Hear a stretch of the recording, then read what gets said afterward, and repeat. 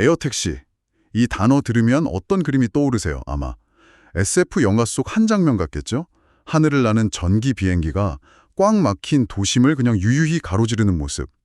오늘은 바로 그 꿈을 현실로 만들고 있는 선두주자, 아처 에비에이션의 심장부로 한번 들어가 보려 합니다. 근데 좀 흥미로운 점이 있어요. 이 미래적인 회사의 주가가 최근 한 달 새 30%나 급락했다는 겁니다. 과연 이게 미래 교통혁명에 값싸게 올라탈 수 있는 절호의 기회일까요? 아니면 아직은 너무 먼 꿈에 대한 시장의 냉정한 경고일까요? 아처가 그리는 비전부터 현실화까지의 그 험난한 여정, 그리고 지금 투자자로서 가장 예리하게 봐야 할 재무 상태까지 낱낱이 파헤쳐 보겠습니다. 네, 이건 단순히 한 회사의 주가 등락 이야기가 아닙니다. 거대한 꿈의 가치와 그 꿈을 실현하는 데 드는 막대한 비용, 이 둘 사이의 아슬아슬한 줄다리기라고 봐야죠. 기술은 분명 앞으로 나아가고 있는데 그 기술이 정말 돈이 되기까지 버틸 체력이 있느냐, 바로 그게 핵심이거든요. 버틸 체력이라. 좋습니다. 그럼 먼저 아처가 제시하는 그 청사진부터 보죠. 미드나이트라는 이름의 전기 수직 이착륙 항공기, EVTOL로 도심을 나는 택시 서비스를 하겠다는 거잖아요. 정말 듣기만 해도 가슴 뛰는 계획인데 문제는 그래서 언제 탈 수 있냐는 거겠죠. 내년 2025년을 목표로 한다고 들었습니다만. 바로 그 지점. 그 지점이 이 회사를 둘러싼 기대와 우려가 가장 첨예하게 부딪히는 부분입니다. 상업 운항을 위해서는 미국 연방항공청, 그러니까 FAA의 인증이 반드시 필요한데요. 이게 보통 까다로운 절차가 아닙니다. 항공산업에서 안전은 그 무엇과도 바쁠 수 없는 가치니까요. 아처는 2025년을 희망하고 있지만 사실 업계에서는 그보다 더 걸릴 거라는 시각이 훨씬 많습니다. FAA 더 어려운가요? 단순히 기술적인 검증만 통과하면 되는 게 아닌가 보군요. 전혀 아닙니다. 기체 설계, 소프트웨어, 생산 공정, 심지어 조종사 훈련 프로그램까지 정말 수천 개의 항목을 통과해야 하는 거대한 관문이거든요. 여기에 과거 정부 셧다운처럼 예상치 못한 외부 변수가 FAA의 행정 절차 전체를 그냥 멈춰 세우기도 하죠. 그런 변수까지요? 네, 이런 모든 불확실성을 고려하면 현재로서는 2026년에 첫 운항을 시작하는 것조차 가장 이상적인 최상의 시나리오일 수 있다는 점을 알아야 합니다. 2026년이 최상이라니. 와, 생각보다 훨씬 빡빡한데요. 결국 투자자 입장에선 약속된 시간표가 아니라 언제든 미끄러질 수 있는 불안한 계획표를 보고 있는 셈이네요. 그렇습니다. 희망 회로를 돌리기엔 현실의 벽이 생각보다 높고 아주 단단하다는 거죠. 아니, 이 지점에서 정말 궁금한 게 생깁니다. 아직 단 1원의 매출도 없는 회사의 가치가 55억 달러, 우리 돈으로 7조 원이 넘습니다. 솔직히 이건 좀 약간 비이성적으로 들리거든요. 저를 포함한 많은 분들이 대체 뭘 보고 이런 엄청난 베팅을 하는 걸까 궁금해하실 겁니다. 그 질문에 답하려면 우리가 일반적으로 기업을 보는 방식을 완전히 뒤집어야 합니다. 이런 초기 단계의 혁신 기업에게 순이익이나 매출 같은 전통적인 지표는 의미가 없어요. 지금 가장 중요한 단 하나의 지표를 꼽으라면 그건 바로 현금입니다.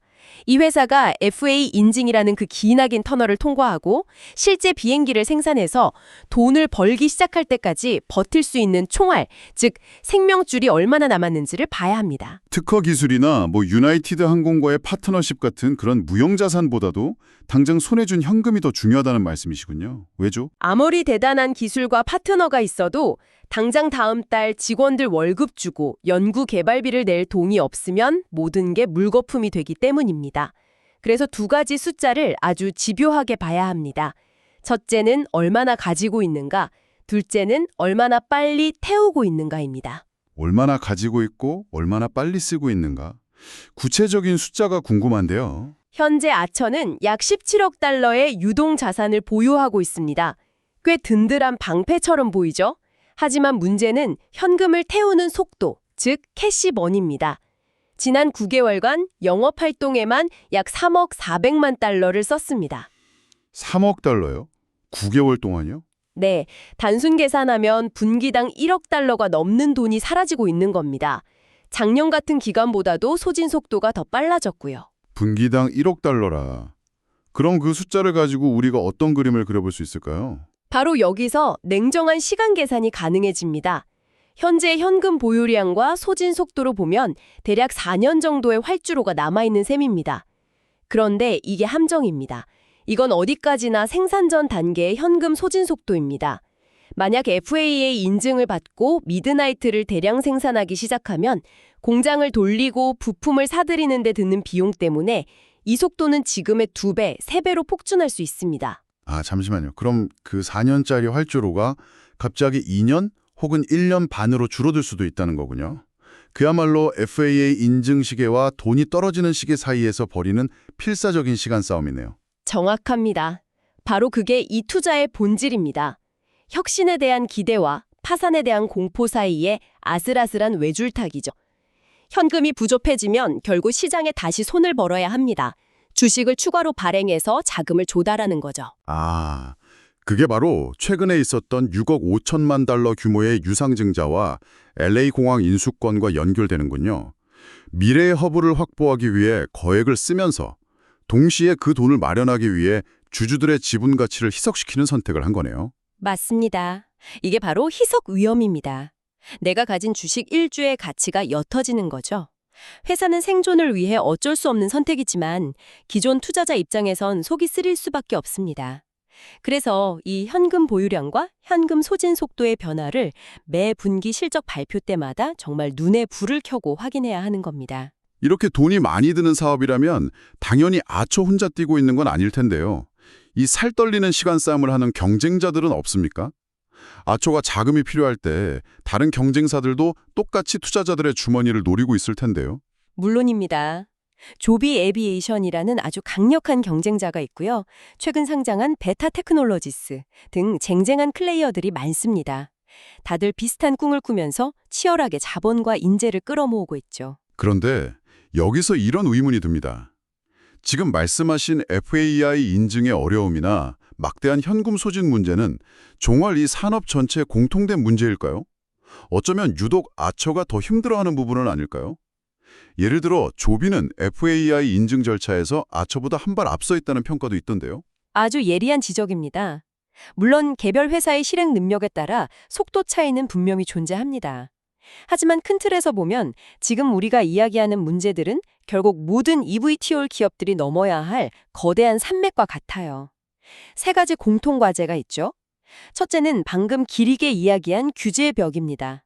이건 어느 누구에게도 예외가 없어요. 둘째는 인프라 구축입니다. 인프라라면 비행기가 뜨고 내릴 장소를 말씀하시는 거죠? 그렇습니다. 에어택시가 수백 대 날아다녀도 도시 곳곳에 안전하게 승객을 태우고 내릴 전용 이착륙장, 즉 버티포트가 없다면 무용지물이거든요. 아처가 LA 공항을 인수한 것도 바로 이 인프라를 선점하려는 전략적 포석이죠. 하지만 도시 전체의 이런 인프라를 까는 건 정말 천문학적인 돈과 시간이 드는 일입니다. 규제와 인프라, 둘 다 개별 기업을 힘만으로는 해결하기 벅찬 문제들이네요. 마지막 세 번째 과제는 뭔가요? 어쩌면 가장 풀기 어려운 마지막 퍼즐, 바로 수익 모델입니다. 제가 지금 서울에서 교통체증에 갇혀 있다면 이걸 뛰어넘기 위해 얼마까지 낼 수 있을까 상상해 보게 되죠. 과연 이 에어택시 요금은 얼마가 될까요? 우리가 흔히 타는 프리미엄 택시처럼 한 5만 원 정도일까요? 아니면 헬리콥터 빌리는 것처럼 수십만 원을 내야 하는 부자들의 전유물이 될까요? 정말 중요한 문제네요. 너무 비싸면 시장이 아예 열리지 않을 거고 너무 싸면 회사가 적자를 면치 못할 테니까요. 바로 그겁니다. 대중이 납득할 만한 가격이면서도 회사가 이익을 낼 수 있는 마법의 가격을 찾아야 합니다. 이 세 가지 거대한 과제, 즉 규제, 인프라, 수익 모델은 아처뿐만 아니라 조비도, 베타도 앞으로 이 시장에 뛰어들 모든 기업이 풀어야 할 공동의 숙제인 셈입니다. 들어보니 아처의 주가 하락은 단순히 한 기업의 개별적인 문제라기보다 도시망공 모비니티라는 새로운 산업 자체가 세상에 뚫이 내리기 위해 겪는 거대한 성장통처럼 느껴집니다. 지금의 변동성은 이 산업의 불확실성을 그대로 보여주는 거울이군요. 정확히 보셨습니다. 그래서 개별 기업의 기술적 성과 하나하나에 일희일비하기보다는 산업 전체가 이 세 가지 숙제를 어떻게 풀어가는지 그 성숙도를 함께 지켜보는 넓은 시야가 필요합니다. 자, 오늘 에처이비에이션을 통해 에어택시 산업의 눈부신 비전과 그 이면의 혹독한 현실을 함께 들여다봤습니다. FAA 인증이라는 거대한 허들, 그리고 바닥을 향해 줄어드는 현금이라는 시간 제한 폭탄을 동시에 마주하고 있죠. 이 모든 걸 종합해 볼 때 이 분야에 관심을 가진 분이라면 지금 어떤 관점을 가져야 할까요? 솔직히 말해서요, 대부분의 일반 투자자에게는 기다리며 지켜보는 자세가 현명할 수 있습니다. 우리가 논의했듯이 변수가 너무 많고 불확실성이 너무 큽니다.